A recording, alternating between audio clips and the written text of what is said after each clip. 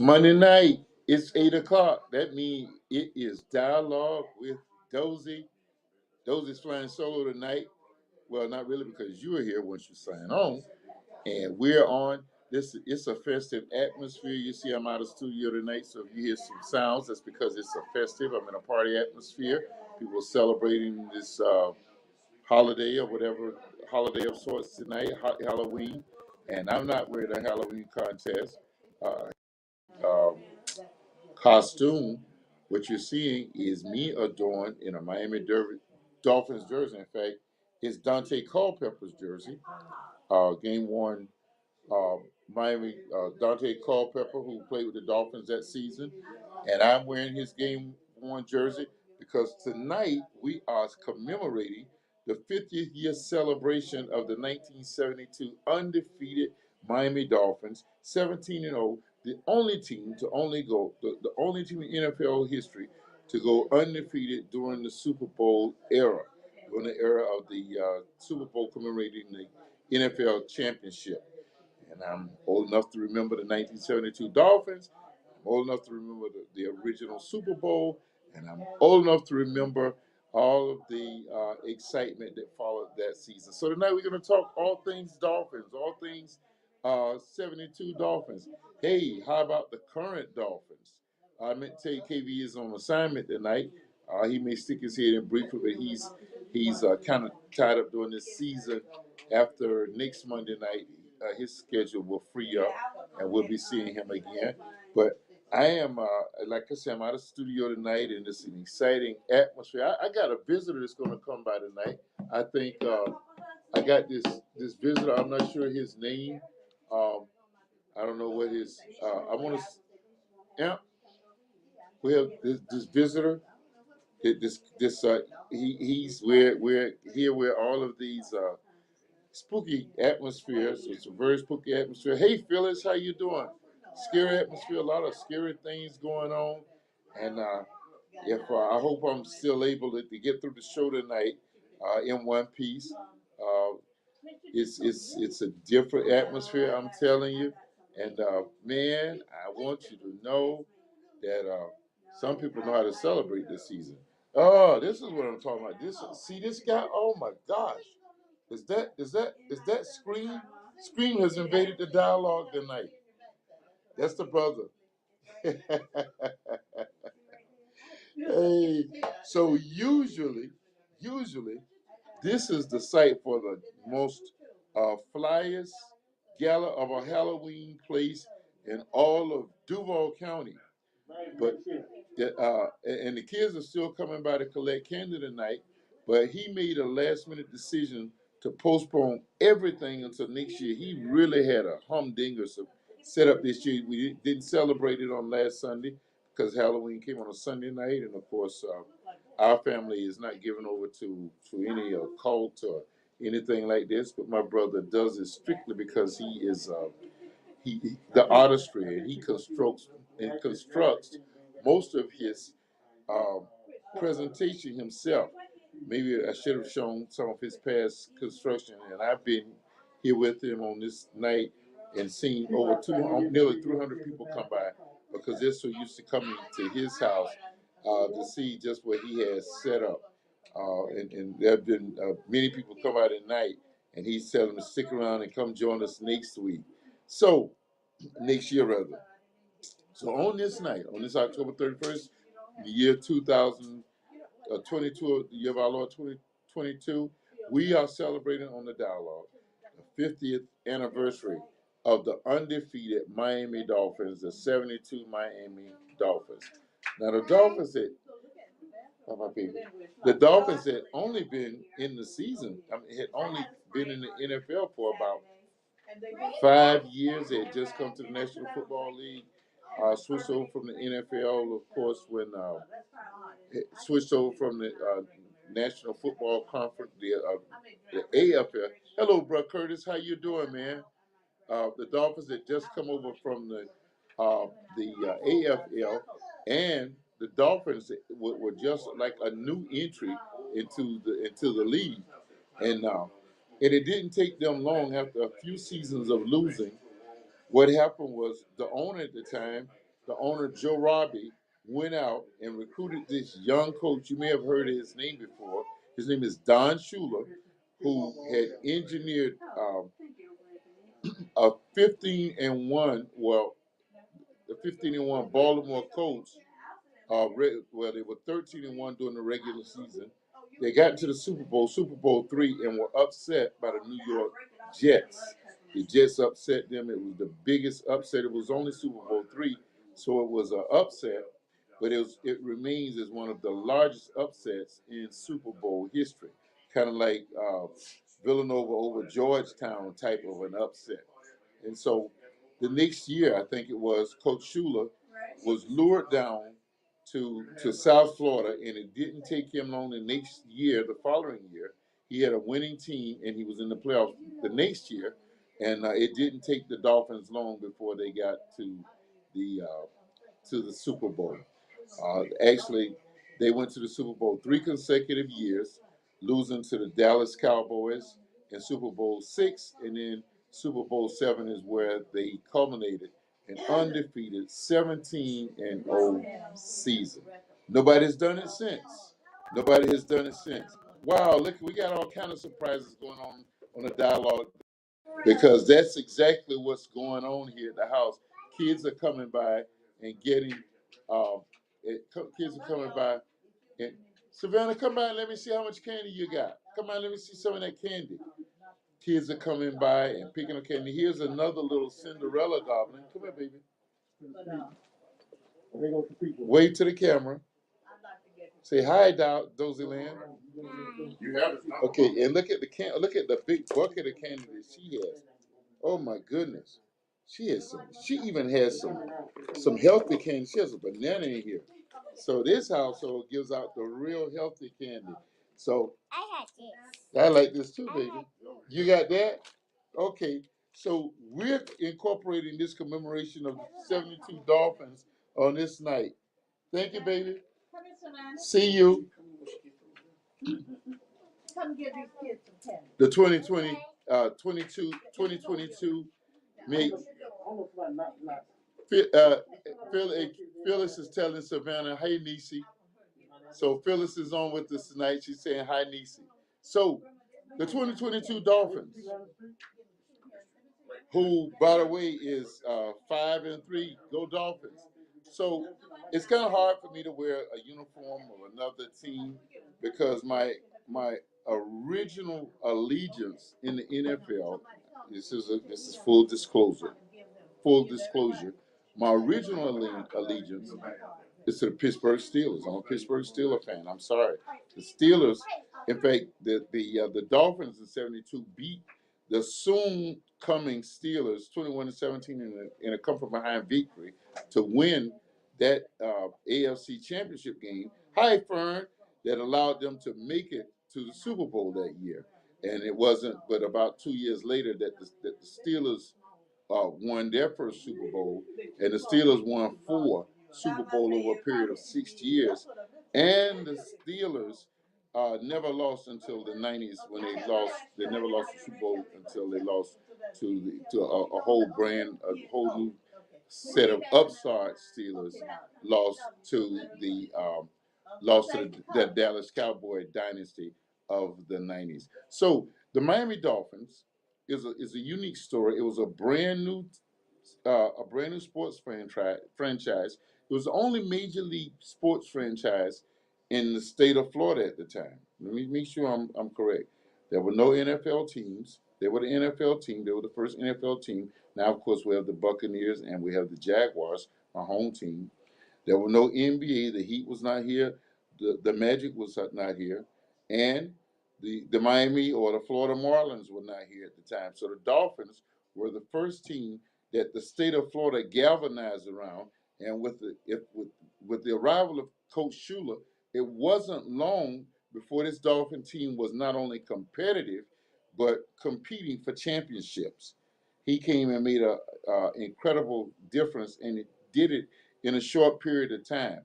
Now, who were some of the big names on that '72 team? Well, if you saw the Dolphins and the Steelers play on Monday Night Football last week, it was, I think, And I had a divided spirit. Of course, I didn't want to see the Dolphins fall too far behind the Steel in the standings, but I'm a Steeler fan, and my loyalties were tested with my home team. I know Fern, I know Phyllis. Don't call me a traitor, but when my home team, when the Jaguars played them, what was it, 2017, 2016, 2016, it was 2017, the last Super Bowl that we saw, the New England Patriots. Yay, the last one. Um, and the Dolphins, I mean, the Jaguars ended up playing the Steelers in the semifinal. The winner went on to play the Patriots in the NFL championship game and in the AFC championship game. And I found myself frustrated in that game because the Steelers did not play Steeler football, and as continued the trend of late that the Jacksonville Jaguars owned the Steelers, and they won that game, earned their right into the AFC Championship game against the Nat Moore is still with us. He was at the game the other night. He's still a big figure down in Miami broadcasting.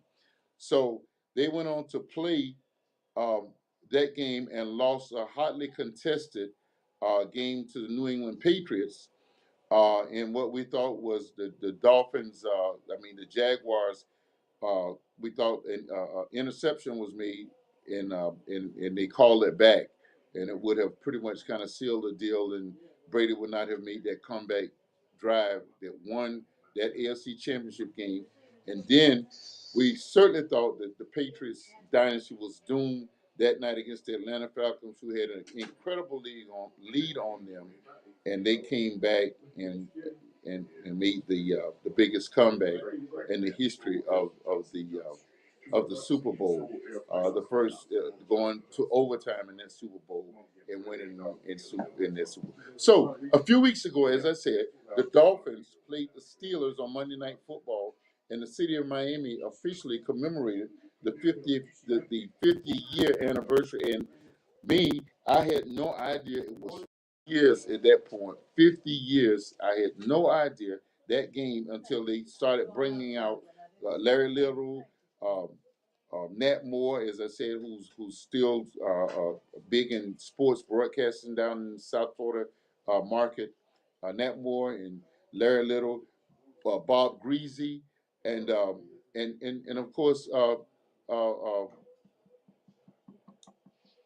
Larry Zonka, who actually was the ended up being an executive in the old world football in the USFL with the Jacksonville Express, and so um, those four guys were brought out, and then at halftime, all of well, many of the remaining um, Miami Dolphins were there, and they were celebrated by the current Dolphins, and they're led on the field by Tua Tagovailoa and others, and celebrating them, and so South Florida gave them an official uh, commemoration of that 50th and that 50th year since that 72 season, and I had not realized that.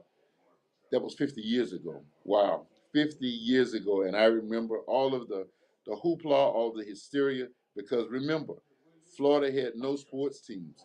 So we really you had to go all the way to New Orleans to come to, or Atlanta to go to an NFL franchise.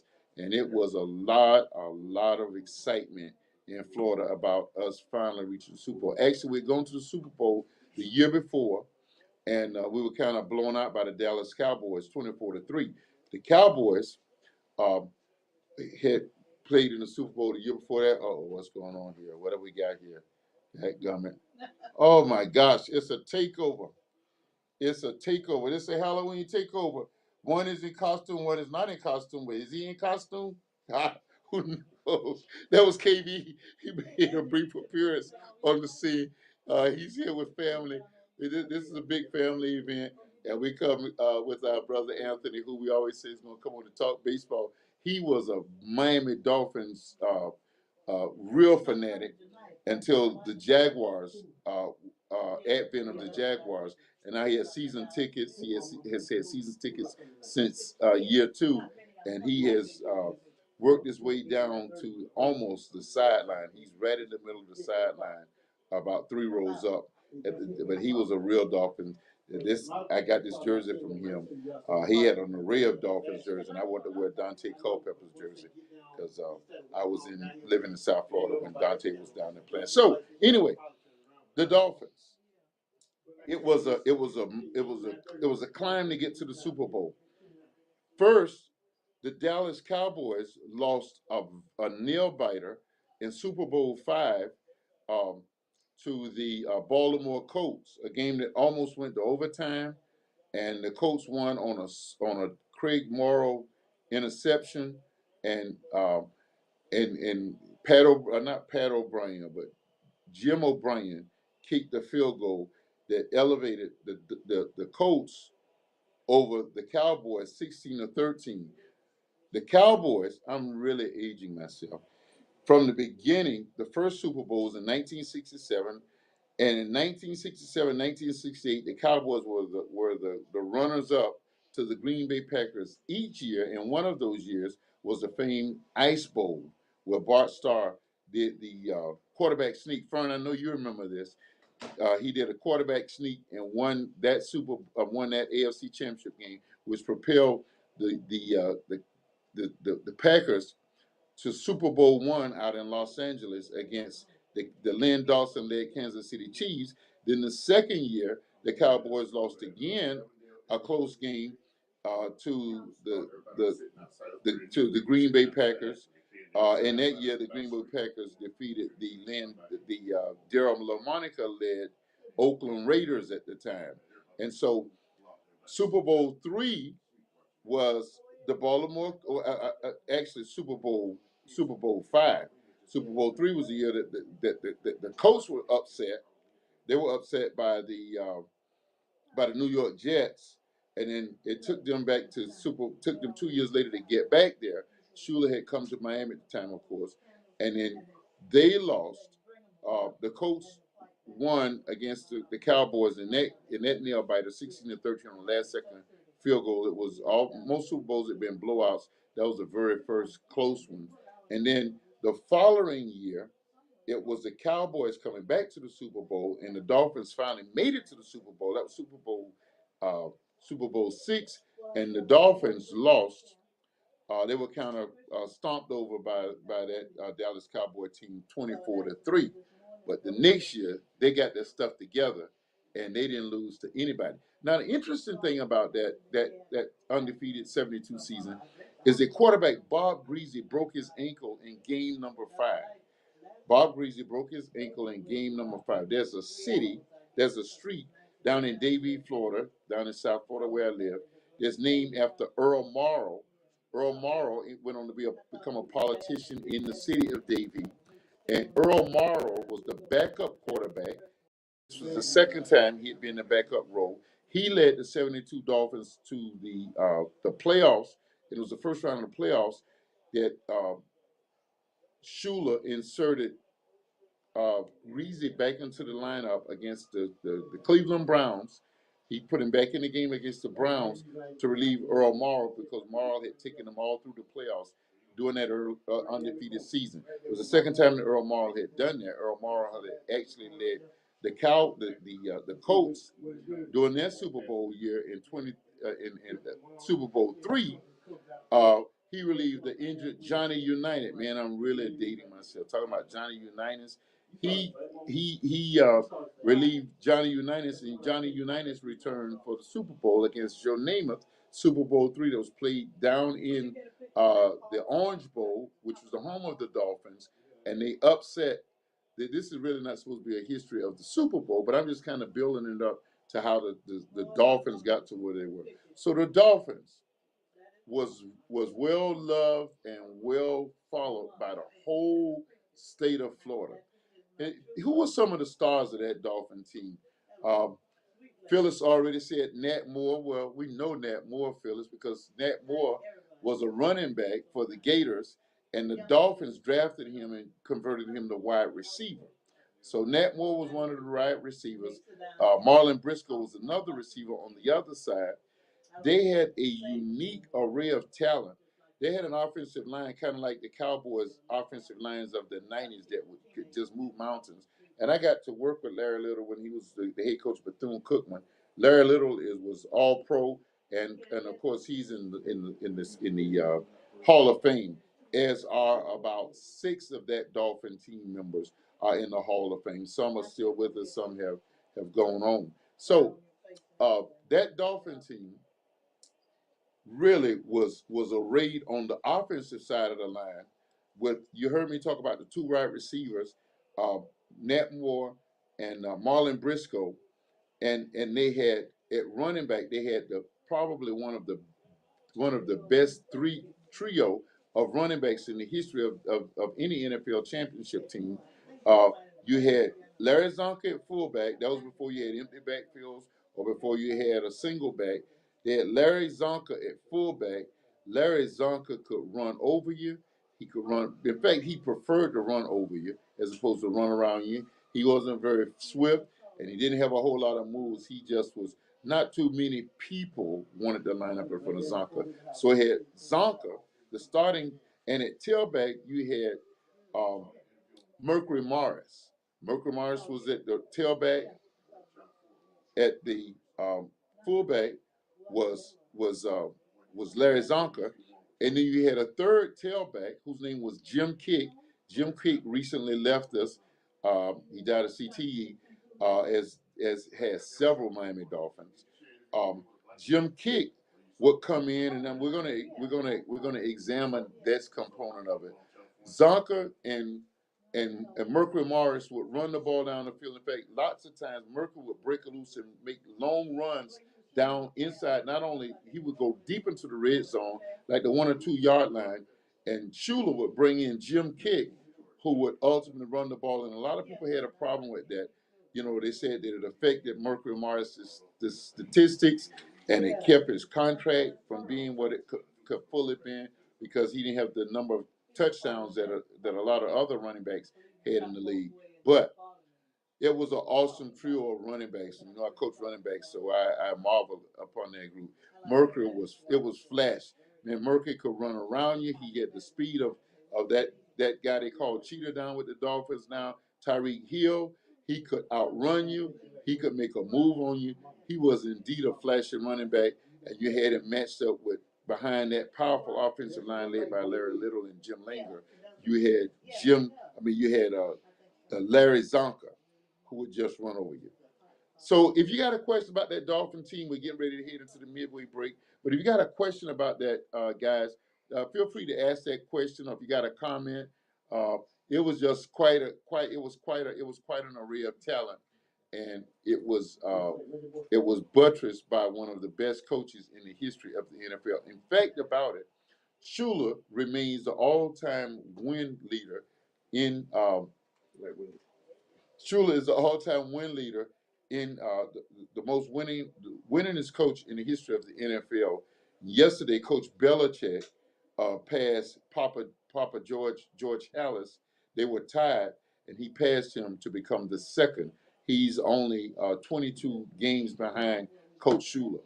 Belichick is in his early 70s. It's very likely, whether he ever wins another Super Bowl or another dynasty, it's likely because he's that quality of a coach that he'll probably pass Coach Shula. Um, but that was a supremely talented team, and it bared out by the fact that it went to 3 consecutive Super Bowls. And that's what you saw happen. The Colts went to the Super Bowl. They lost 2 years later. They returned and won a nail biter against the Cowboys. The Cowboys came back the following year and kind of mollywopped the Dolphins. Then the Dolphins came back and won came back after they played in the Super Bowl, winning 2 straight. The first one being the the much the much the much coveted '72 championship, the undefeated championship, and they won that game. I'm going to go over the history of the playoffs in a minute, but they won that game over the Larry Brown led Washington Redskins at the time. We now know they have been the Washington football team and are now the Washington Commanders, but at the time in '72 they were the Washington Redskins, and they won that out in the Los Angeles Coliseum. by a score of 14-7. In fact, we're going to talk about that game. That game almost didn't come away. Their season was put into some jeopardy by one Garo Your Premium, by something that he did in that game. And so they ended up winning 14-7. And then the next year they beat the Minnesota Vikings pretty handily. They didn't go undefeated. They lost 2 games that year in 1973.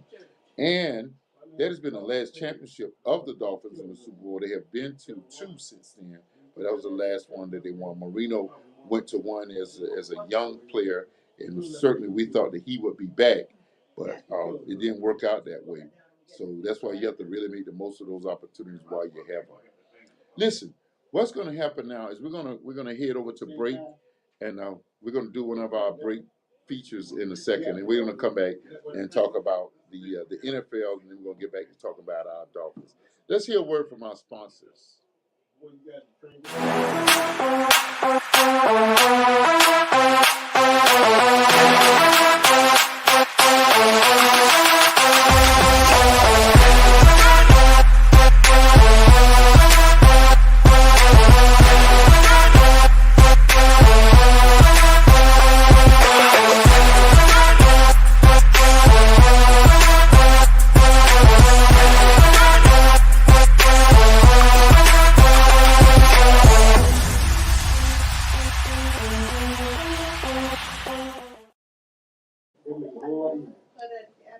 Tonight's dialogue is in a live setting. Of course, you see I'm not in my normal studio. It's a live setting. It's usually a gala of, you see the Halloween, all the scary stuff going on here. It's usually 200 or 300 people coming over to where I am at my brother and my mother's house, where he puts on quite a Halloween extravaganza out in the front. And this year he's taking a break. He's regrouping to come back full-fledged on next year. But I'm not at liberty to really talk about, we got some great things coming up. Our sponsors, Go Giga Creation, moreGoGigaCreations.com, have some real exciting news to share, and I can't talk about it now. And Dialogue with Dozell is just excited to be a part of it. We are more than excited to be a part of this groundbreaking move that they're going to be doing in the upcoming weeks or months. And I'll give you a hint. Roland Martin won't have anything on us, okay? All right, just joking. All right. So tonight it's a shout out. We want to shout out. Tragically, this past Friday, well, thankfully it wasn't a tragedy, but it was scary. Paul Pelosi, who is husband to Speaker of the House Nancy Pelosi, was attacked in their San Francisco home. It was during a morning bro. I was looking at Morning Joe, and it came live, and Paul Pelosi was attacked by an unknown at that time assailant who came in his house in the early morning hours and attacked him with a hammer. But that's not the story that we want to celebrate. What we want to celebrate tonight, we want to shout out San Francisco Police Department dispatcher Heather Grimes. We want to shout you out. Heather Grimes discovered that Mr. Pelosi was in the bathroom and speaking in codes because he had gained the trust of the assailant to be able to go to the bathroom. And while in there, he spoke in codes over the and dialed 911 and talked to Heather Grimes, the San Francisco Police Department 911 operator. And she discerned what he was saying, and she immediately dispatched the San Francisco Police Department, who ultimately likely saved his life when he came on the scene, when they arrived on the scene and saw this this attack in person. In fact, we shout you out because you're the professionals who don't get the acclaim. You're behind the scenes. You're not out in the public. We don't even know your face. We don't know what you look like. You go into a room, and Fern, you know all about this, working in communication with GSO, retiring from there.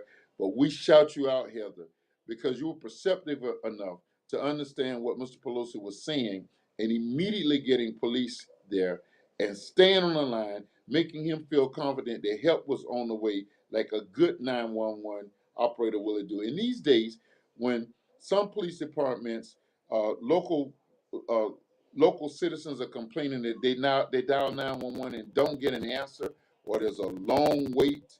And I live in a city where, in a region where I'm playing all the time. Um, and for you to answer and to be perceptive enough to assist him and very likely save his life because he had surgery where his brain was where his, not his brain, his skull was broken, and he had to go emergency. He had to do emergency surgery. Thank God he's going to be all right. But for you to be that perceptive, you very likely saved his life.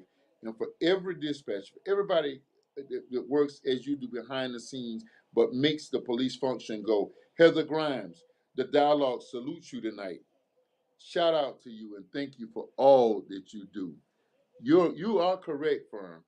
The 911 response, the 911 operators are officers are the first. They are the true first responders, and we thank you and thank you for what you guys do. All right. So now, before we get back into Dolphins, we're going to talk a little NFL football. And we'll talk the current Dolphins. The Dolphins currently, this current version of the Dolphins, sit in second place behind the Buffalo Bills, who are 8-1. If we don't get some defeats on them, my Kansas City Chiefs are going to have to go into cold Buffalo probably and play the NFL, the AFC Championship game. Uh, but the Dolphins are 5-3.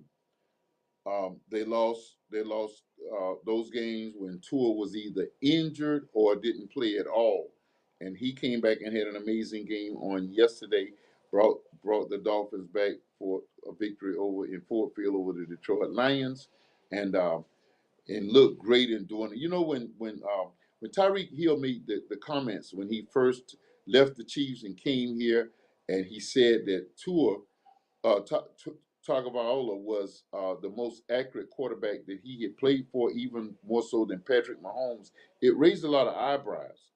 But what we saw, the display we have seen, and what we saw on yesterday, kind of substantiates the Cheetah's comments that indeed he is accurate. He puts that ball right where it needs to be. Couple of bombs that he has thrown to Tyreek have been a little short, but Tyreek has been resourceful enough to gather them in and to score, at least give them a big gain on that play anyway. So the Dolphins are 5-3. As we survey the AFC, we'll start there. Uh, the Buffalo Bills are sitting pretty. They're leading the AFC East. The Dolphins are again in second place. The Tennessee Titans are leading the AFC South.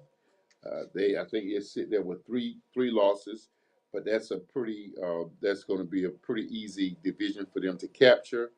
Um, and then in the AFC West, of course, the Kansas City Chiefs, who have had a stranglehold on that division for the last several years, and we kind of thought this was going to be the year that they would even be challenged to win the division. Hey, the season's not half over quite yet, so we don't know how it's going to end up. But right now, some of those teams that we thought that were going to be the competition, the Broncos, they had the comfort behind to beat the Jaguars yesterday in London. The Raiders were blanked yesterday. Their coach was all over the place apologizing for that loss. And my goodness, what has happened to Russell Wilson and the Denver Broncos? Certainly, Russell Wilson's talent hasn't waned. I think he's just not being put in the best position to win of late. So the Chiefs and the Los Angeles Chargers are in second place. I think they're 5-3 or 4-3, but some of their wins have been struggles. So right now, the Chiefs are sitting atop pretty handily the AFC West. So what did I said? So the AFC North. Who is the AFC? Oh, that's the division that that my beloved Steelers, the Browns, the the Browns, the Steelers, and the Bengals. That division is being led by Lamar Jackson and the Baltimore Ravens. And man, has he ever looked devastating? Lamar Jackson is. We're all just really praying for him. He's doing. You could either say it's a courageous thing. It's certainly he's doing. It's a moral thing that he's doing to show up the Ravens organization. Some would say it's a crazy things. Y'all ever heard of RG3? RG3, Robert Griffin III, broke into the league with the Washington Redskins. He was Rookie of the Year, MVP, and all of those things. He was injured shortly in the playoffs. He actually played with a torn ACL, and he was never the same. Lamar Jackson is in his contract year, and most players sit out during their contract year if they don't get their demands. And with all of the money that has been spread around, no one has been more prolific, has been MVP, has done everything but won the AFC Championship, as Lamar has. And the Ravens have not come off and paid him as he needs to be paid. But he decided to play as opposed to sitting out, and he's risking injury. And what makes it really different is that Lamar he's not a pocket quarterback, and we know that quarterbacks are really being protected this year, and that's a good thing. I know that's frustrating for defensive coaches; they have to hear that. But Lamar is a running quarterback. He has many design runs because he is a running quarterback. So Lamar is really putting it on the line by playing this year. Certainly at the end of the year, if the Ravens don't want to pay him, I know a lot of teams that will be willing and happy to pay Lamar Jackson. He has more than paid his rate. Absolutely, absolutely. Yeah, he's still a product of his old line. But Fern, Lamar came out of South Florida, so we've been seeing him for a while. We saw him at Louisville, and he's doing what he always has done, whether he has had a great line or just a line, and he adds a dimension to that offense that causes defensive coordinators to pull their hair out, trying to scheme to prevent him. I saw was it Thursday night? I saw a play where it was almost like a triple option where he rolled out and there was a running back that was there for the pitch, but there was also a wide receiver down the field, so it was like a triple option. And the poor guy who was assigned to mirror Lamar Jackson was like he was on skates. He was across the line of scrimmage, and the move he made just put that poor guy on just skates so bad that I felt so sorry for it because Lamar's going to make a move past many guys. So anyway, that's what the AFC looks like. The NFC, let's see if I can remember it. I'm doing this all by memory. I didn't prepare this. The NFC, the West, it's some interesting things going on out west. Uh, San Francisco has now obtained Christian McCaffrey, and Christian McCaffrey, oh man, yesterday he threw a touchdown, he ran one, and he caught one. It had not been done since LaDainian Tomlinson did it several years ago, and even further back before him, it had not been done since Walter Payton did it. Walter Payton, who I think is probably the second or third best back in the history of the game, and he and that's what they've done. So they have gotten their defense back together. They are scary. They have already defeated the Rams twice. I think they sit at 4-3, and they're going to be a scary team to contend with out there. So, but amazingly, this is the amazing story, and I'm happy about it because Geno Smith and the Seattle Seahawks are sitting atop the AFC West. Geno Smith, I saw play at Miramar High School. We lost to him a couple of years, plantation. I saw him playing playoff games. I saw him probably Teddy Bridgewater and the Northwestern Bulls kept him from being a state champion, but it took somebody of the level of Teddy Bridgewater in high school and that magnificent team he had down there. And then he went on to have a magnificent career. Uh, he's a brother. He went on to have a magnificent career himself in college. So Teddy Bridgewater, not Teddy Bridgewater. Uh, um, who was I saying? Not Teddy Bridgewater. I was saying uh, uh, um, Geno Smith, who was a magician with the football when he played down at Miramar High School, and I think he went on to he played college ball. I think at Marshall or West Virginia. I think it was. He had a marvelous, and he came out highly esteemed in the pros. and his career never really took off. He played with several teams, and so um, his coach made a decision to let Russell Wilson go, and he gave him an opportunity. And they're now 5-3. So Geno Smith looked like the Geno Smith that I had seen play ever since the 10th grade down in Miramar High School. So I'm happy for he and the Seahawks. So that's what the NFC West looks like. I don't think the Rams are going to be able to bring it back. But certainly the teams to watch in that division will be the the Seahawks, who are right now on top, and that San Francisco train is going to be rolling over a lot of teams before it gets shut down. The South is currently led. Get a load of this. We're so used to the Bucks being on top. The NFC South is now being led by the Atlanta Falcons. Um, of course, the Saints has Kamara back, so we don't know what they're going to look like. But right now, that's the team that needs to be watched. The AFC South, the NFC South is being led by the Atlanta Falcons. But watch out for New Orleans, and if Brady and them can ever get it together, they're the perennial contenders in that division. Now, I'm trying to figure this on the fly. The NFC North. Who is the NFC North? That would be the Vikings. We're used to the Packers being there, and the Packers have just lost their fourth straight game. Aaron Rodgers has never known that as a starter, and the Packers look like they're in trouble. They showed some uh, points of contention last night against the powerful Bills, but I just think that they traded away too many of their weapons, and that's what happens in the NFL. If you give the quarterback the money that he needs, you cannot meet with the salary structure. You're not able to maintain the weapons around him, and they had to liquidate all of his weapons, and so they're really hurting right now. As he Fern says, hard to lose Russell.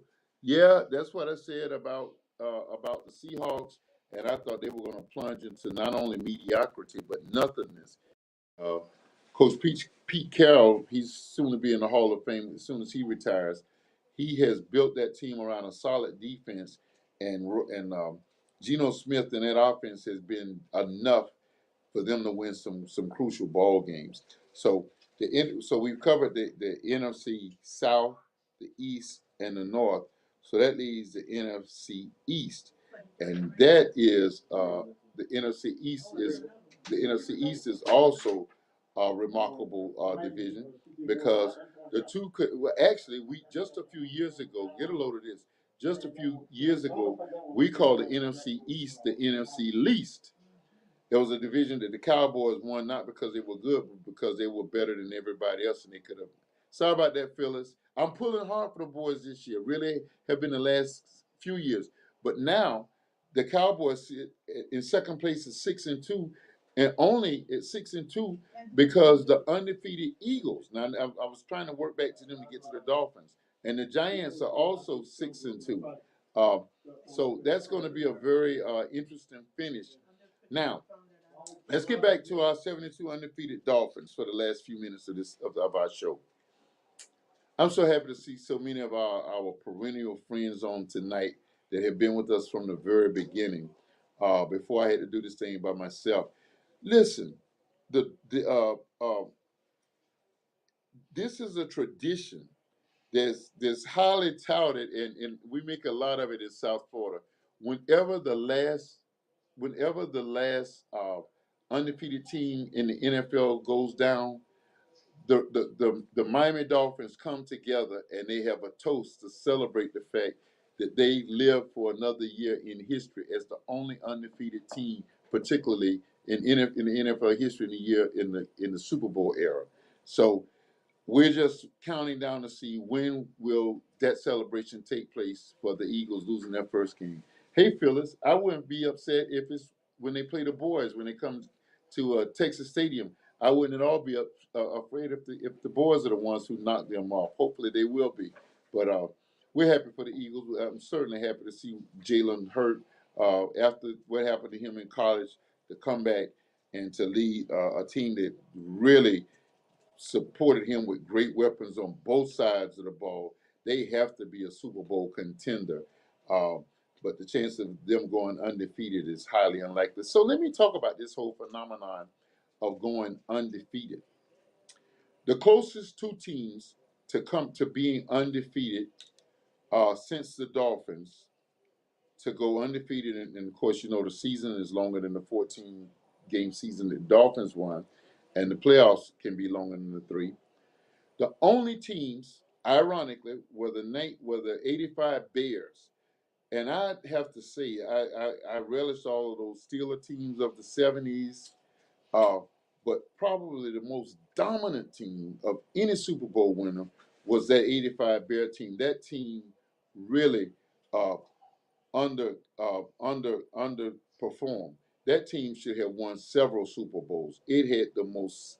Remember that '85 defense that was designed by Buddy Ryan. It literally just shut down any and everybody. I remember when Eric Dickerson had the misfortune of playing in the Windy City in the playoffs for him, and they shut him down. You couldn't run against that defense, and they dared you to pass the ball. But guess what? Guess who was the only team to beat the '85 Bears were? It was ironically the Miami Dolphins, because Coach Schuler's scheme, and he knew, okay, the run was going to be taken away. And of course, at that point was when he had Marino in the Air Force of Duper and Clayton, and all they did was threw the ball all over the field anyway. They upset them and beat them and kept them. After that loss, they continued to be dominant. But in the middle of the season, they came down to the Orange Bowl, or now the Hard Rock Stadium, what is now Hard Rock Stadium, and the Dolphins defeated them. That was so amazing. The only other team, and thank God they didn't get it for, was the New England Patriots. The Patriots with Randy Moss and all of those weapons. That I love you, Michael Strahan, and I love you, New York Giants. You knocked them off twice in the Super Bowl. Call me a hater. Yes, I did hate on the Patriots. They got all of the breaks. Everything went their way, but they couldn't overcome that dominant defense that Strahan and them boys put in Brady's face, and they looked like they were destined to be that team. And when I saw Brady's pass fall incomplete or was intercepted on fourth down deep into his own territory in that Super Bowl, and dim any hope they had of winning and going down in history is overcoming the undefeated Dolphins. It was a it was a great celebration on many fronts. So let me check out some of your comments. Me and Phyllis love the Cowboys. I'm a Cowboy puller. The only team that I would probably pull against the Cowboys is if they were playing the Steelers in a playoff game, or the Jaguars in a Super Bowl, probably in a Super Bowl. But I'm really pulling from, because I want to see Dak get the duty he has coming to him. Fern says, yes, we do like to see college players who make it and go on to be what we like them to be. Oh, you remember the '85 Bears, the Fridge, and all of those characters that they had there. The punky QB, he's dealing now after having had too many concussions. He's dealing with CTE, Jim McMahon, and we certainly hate to see that happen to anybody. I want to do a tribute to, before we sign off, and I've got the locate that I had it on I had it on what I'm, because I'm not home. I had it on what was the what I'm using as a camera. Um, I want to give a tribute to some of the Miami Dolphins on that '72 team that have gone on and are not with us, and just call out their names. There are 19 Dolphins um, who have deceased. Um, and I want to, if can't get all of their names, I want to mention some of them, um, because they that was a group, and they remained tight, they remained close, even after even after many years after they had um, many years after having pulled that feat, they remain close, and and I just want to, as a tribute to them, the Sun Sentinel did a photo gallery of them, and I just want to get that. Um, One of the first one was Jake Scott. Jake Scott recently died. He died in 2020 during the pandemic. Jake Scott died of CTE. He was a favorite down in South Florida in his latter years, and we remember him. Jim Kick died of CTE. He recently died. He died in 2020 also. And Kick was very active down on the South Florida sports scene. And of course, the coach himself, the man who engineered it, he died during the pandemic year, not of the pandemic. He had heart issues. But Coach Don Shula will always be revered and loved in South Florida because of the championship that he brought to us. Jim Yeager, um, was a member of that 1972 Dolphins team. Another beloved Dolphins who had another famed career, and he died of CTE in broadcast media was Nick Bonacani.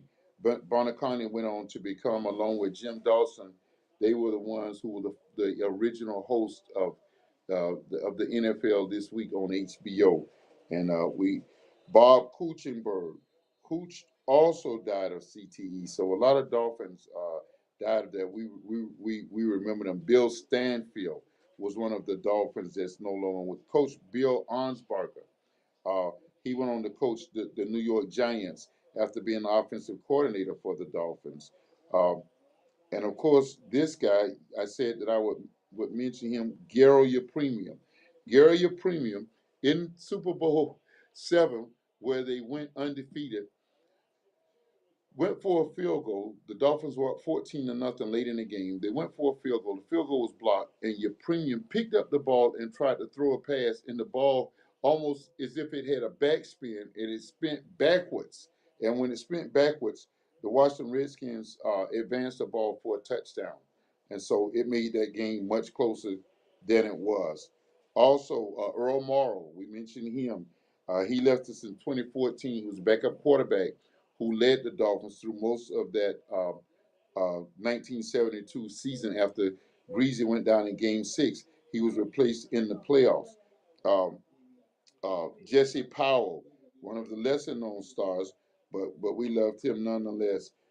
Michael Scorey was he was a offensive line coach, a defensive line coach for Coach Shula. He had followed him down from Baltimore, and one of the favorite. And my brother Anthony and I were discussing it the night because I did not know that he played with that 72 team. He was a media uh, darling by the time I had made my way to South Florida. Jim Manage, the Mad Dog. The Mad Dog actually played tight end on that 72 Dolphin team. And he could tell some real interesting stories. He was a great radio person, and if I pattern after anybody, he would be one of them. I got to talk to the Mad Dog on one of his shows one day, and Coach Monty Clark, he was the offensive coordinator, who went on to coach the Detroit Lions, uh, was also a part of that Dolphin team. Charlie Lee was one of the 19 Dolphins who is no longer with us. Uh, Running back coach Kurt Tussaud was one of the 19 Dolphins who's no longer with us, and Bob Matheson. Bob Matheson, he was a defender. That defense was called the No Name Defense. It was named the No Name Defense by Coach Tom Landry of the Dallas Cowboys. Landry said, "You didn't know any names on there, but boy, you knew they were an effective defense." And of course, the owner of that team was Joe Robbie. Joe Robbie was the owner 1972, and then Wayne Moore also was one of. We wanted to call out those who have gone on from that 72 Dolphin team. I want to redo the playoff scenario that year. The Dolphins first drew the Cleveland Browns, and they won that dogfight over the Cleveland Browns. The Jim Kelly led Cleveland Browns, and they went ahead and won that game, and it put them against the Steelers in the championship game. It was a come from behind victory. That Dolphin team would have never had that undefeated season had they not come from behind and defeated the Steelers. And one of the things I remember about that was Coach did a fake field goal. I mean, a fake punt, and the Steelers may have gotten the ball back and may have overcome the Dolphins, but that fake punt sealed the deal, and the Dolphins were able to run out the clock and continue to win. Fern says the CTA may individually change the game logistics of football. Our love of the game should not be sacrificed, should not sacrifice the lives of our football players. It's not fair to the players. Fern, I agree with you so much. Living in South Florida, there was a commentary every day on Tua Tagovailoa. Should he even come back to play? And some local sports writers said that he should not even ever put on a Dolphins uniform because they put him at risk. That was the scariest concussion that I had ever seen. I saw how he did the week before, not even a whole week before that Sunday. I saw how he fell to the ground and got up and just collapsed, and they categorized it as a back and ankle injury or whatever. It was only fair that that person lost their job, and I'm never want to happy to see anybody lose their job. But for him to return to that game was abysmal, and then to see him go down that night against the Bengals, and it was so crazy because and I've said it on the dialogue before. I was sitting there looking at his fingers, the way his fingers were crumbled up, and I was thinking, and I looked at the replay and I said to myself, "Wow, how I just thought that he had broken his fingers." And then I looked at the replay and I said, his fingers were not touched. He didn't fall on them. The ball did not pin him down. I couldn't figure out what happened to him. How did he do his fingers? Only to learn after I saw him on the field for so long. And then some friends of mine said that's what happens when your brain concusses. Police officer told me the same thing happens when you do a headshot. Uh, you get those kind of reactions. And I just, our prayers, we cover this man in the blood of Jesus because we don't want anything to happen to him. He's off to a fabulous career. Wow. I was a fan of his former coach. I'm still a fan of him. But we thought that Tua was not cut out for the league after the first 2 years. But he got an offensive coach in there who believed in him. And it's a wonderful thing watching the two of them make magic on the football field. It has been fun tonight talking about the 1972 uh, Dolphins commemorating the 50th year of their undefeated season. It has been a lot of fun, a lot of fun. Larry Zonka, one of the real characters of the NFL. A quick story before we sign off. Zonka had a television program where he chronicled the wildlife and doing the things over in Alaska, such as hunting and fishing. And Zonka turned up missing, or he was in a boat accident that things were more dangerous than the networks actually reported. And it wasn't too long after that show was canceled, and we got our beloved Larry Zonka back to us in Florida, and then eventually back in South Florida. The 1972 Miami Dolphins, long live that record. Um, I would love to see that core of players live where they never have to see that record defeated. I'm glad I'm glad that Coach Shula won't have to see his individual winning record defeated. It may be a couple of years. Maybe Belichick will get it. Maybe he won't. We'll see. The 1972 Miami Dolphins. The Dialogue salute you for what you did. A season of excellence. Thanks, Fern. Thanks, Phyllis. Thanks, everybody who signed on to make tonight's program an interesting show. Uh, I'm on the road. I knew I was solo tonight, but I wanted to do this show, and this was a great time to do it. I thank my brother for the studios and for his guest appearances in costume, and for the other guy who was in costume also without putting on a costume. Love you, Phyllis. Love you all. Dialogue with those that will be back home next week. We're looking. No, we won't be. No. KB has a show next week. Uh, but the dialogue will be on next week. We're looking for you. We'll be talking elections. I may be internet at where I am, and we may even do it live myself. Dialogue with those. We appreciate you guys. It has been 2 years and a half that we've been alive. We've been kicking. We've thought about pulling the plug, and it's people like you all that keeps us. And the people like my friend Leroy Alonzo, who said, "Man, if you don't see me on the show, don't worry about it. I may be up on YouTube, or I may see it later on. I catch you every week, and we're so glad. It's a different dimension when we'll be glad that he'll be back. He has an obligation during this season, and maybe he'll come on and talk about it. But he'll be on after the next upcoming weeks. In fact, he'll be with me over the next week. So listen, dialogue with Dozie. We love you. God bless. Thank you. MoreGoGigaCreations.com. Take us out. We'll see you next week. Have a great week, everybody.